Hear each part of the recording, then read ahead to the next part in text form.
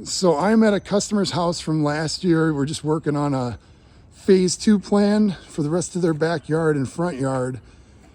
And just wanted to go over how the project ended up turning out from last year. Looks absolutely gorgeous. We used Teco Blue 60 pavers, which I like a lot because it's actually a permeable application and a regular, which is nice to be able to use both.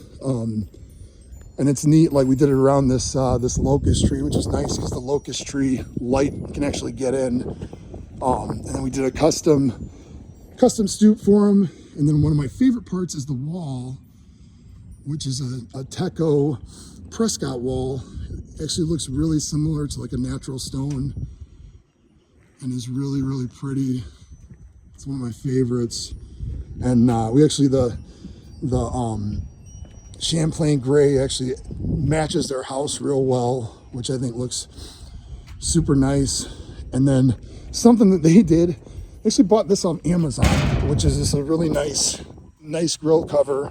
And then we did the fiberglass in the inside, but that was a real nice thing that they added on. But does a great job of expanding. Hey Cooper, expanding their family room and kitchen area. And I'll kind of just show you. Come on, Cooper. He loves this. But from the outside, you can see the wall looks really, really dramatic from the outside, and it's really pretty. And then over here, so as a phase 2, we're gonna tie in the sump pump, which is a really important thing because this can actually back up and freeze in someone's basement.